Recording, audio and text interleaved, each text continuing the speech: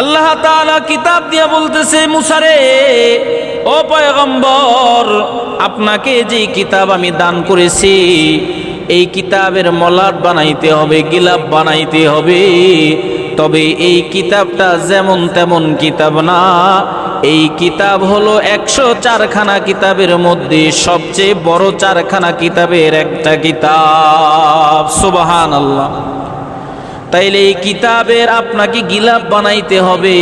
আমি আল্লাহ তাআলা বলে দিলাম, এই গিলাপটা অন্য কিছু দিয়া বানাইবেন না। গিলাপ মানে আপনার যে কিতাব দিছি এই কিতাবের গিলাপ বানাবেন স্বর্ণ দিয়া। এখন কিতাবের লম্বা দৈর্ঘ্য প্রস্থ কত, যে এত পরিমাণ লম্বা, যে এত স্বর্ণ আল্লাহ কাছে জিজ্ঞাসা করতেছে, আল্লাহ আমি এত স্বর্ণ কই পাবো? আমি এই গিলাপ যে বানাইতে আমার বলছেন, স্বর্ণ কই পাবো? আল্লাহ তাআলা জানায়া দিল, পয়গম্বর মূসা, আমি আল্লাহ তাআলা জিবরাইলের মাধ্যমে আপনাকে একটা পাথর দিব।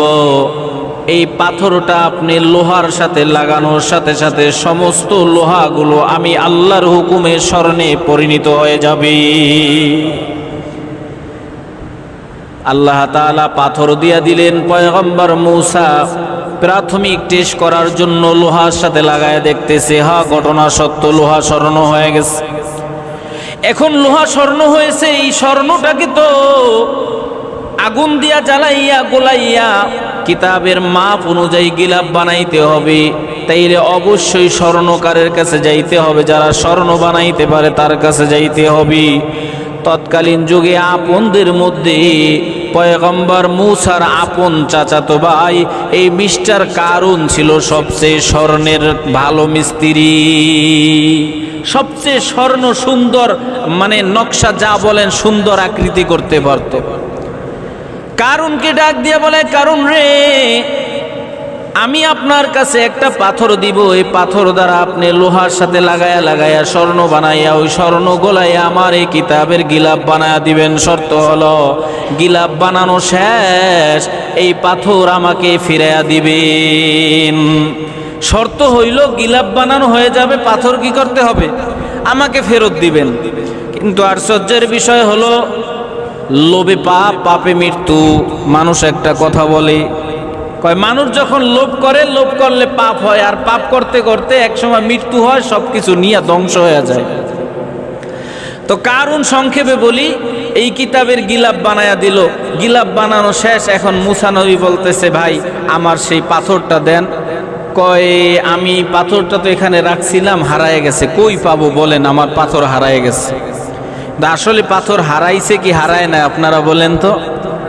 এমন একটা গুরুত্বপূর্ণ জিনিস হারাইতে পারে?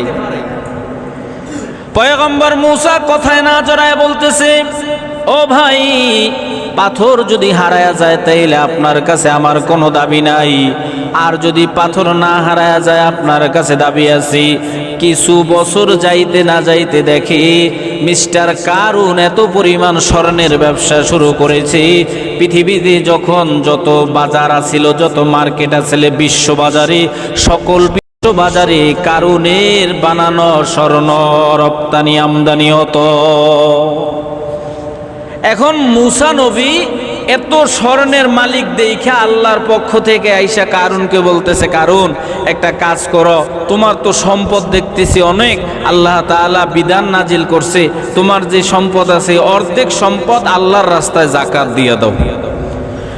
কারুনকে বলতে দেরি, কারুনের মেজাজ গরম হইতে দেরি নেই যে আমার সম্পদের উপর তোমার লোভ পড়ছে নাকি।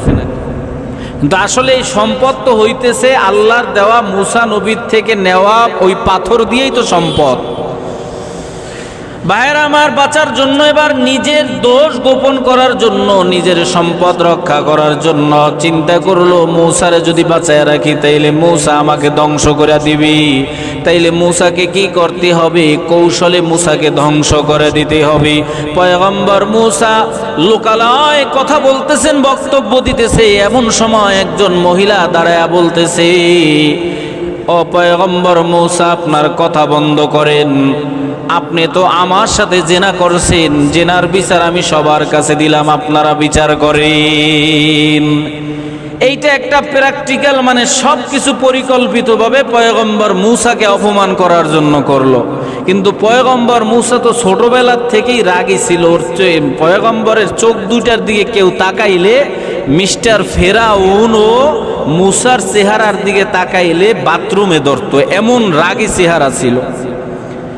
আল্লাহ পাক রব্বুল আলামিন পয়গম্বর মূসার ওই চেহারাটা মহিলার দিকে যখন পড়েছে, মহিলা তাড়াতাড়ি ভয়ে একটা বস্তা জাগায়া দইরা বলতেছি, ও পয়গম্বর মূসা, আমি এটা বলি নাই, এই কারুন আমাকে সম্পদের বিনিময় মিথ্যা বলার জন্য সাজাইছে।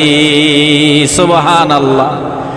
যখন দেখছে কারুন তো ধরা খায়া যায়, কারুন মজলিসের মধ্য থেকে রওনা দিয়েছে পালানোর জন্য, আল্লাহ তাআলার কাছে পয়গম্বর মূসা বলতেছে, আল্লাহ আমাকে যে অপবাদ দিছে আপনি বিচার করেন।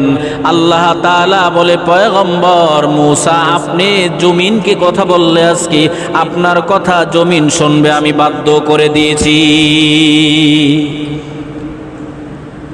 আল্লাহ তাআলা পয়গম্বর মূসার জবান থেকে বের হয়ে গেল, ইয়া খুজি কারুন, থেমে যাও। যখন বলছে কারুন তো চলে যাইতেছে, কিন্তু আল্লাহ তাআলার হুকুমে কারুনের এক পাও সামনে আর এক পাও পিছনে, এমন অবস্থায় দাঁড়ায় গেছে। পয়গম্বর মূসা যায় বলতেছে, আমার সাথে তোমার এই দুশমনি করার কারণ কি? কয়, দুশমনি তো করি নাই, আমার সম্পদ বাঁচানোর জন্য আমি প্ল্যান করেছি। কয়, ঠিক আছে, তোমার সম্পদ তাইলে অর্ধেক আল্লাহর রাস্তায় এখনো দিয়ে দাও, সুযোগ আছে, সদকা করো, যাকাত দাও। মরণ কামড় দেওয়ার জন্য মিস্টার কারুন বলতে চাই, মূসা এখনো মনে হয় আমার সম্পদের উপর থেকে তোমার লোভ যায় নাই। আল্লাহ তাআলা দেরি করে নাই, সকল সম্পদ গাটি কইরা ওই মিস্টার কারুনকে ওখানে ডাবানো শুরু করলো, কোমর পর্যন্ত, মাথা পর্যন্ত, এরকম করে ডাবতে ডাবতে ডাবতে মিশরে আজও পর্যন্ত 40 অথবা 45 সেকেন্ড পরে একটা পুকুরের মতন হয়ে গেছে। ওই পুকুর থেকে একটা বাতাস উঠি, ওই বাতাসটা এত দুর্গন্ধযুক্ত, বিজ্ঞান গবেষণা করে বলতেছে মিস্টার কারুন এখনো মনে হয় নিচের দিকে ডাবতেছে। নাউজুবিল্লাহ বলেন। তাইলে আমার এই কথা বলার উদ্দেশ্য হলো, বাবা আল্লাহ তাআলা বলতেছেন, ফাআম্মাল ইনসানু ইযা মাবতালাহু রাব্বুহু ফাআকরামাহু ওয়া নাআমা ফায়াকুলু রাব্বি আকরামান। আল্লাহ তাআলা যখন পরীক্ষা করে তখন সম্পদ দিয়া, সম্মান দিয়া পরীক্ষা করে। আর এই পরীক্ষার সময় মানুষগুলো বলে, জানো আমাকে আল্লাহ তাআলা সম্পদ দৌলত দিয়া সম্মানিত করছে।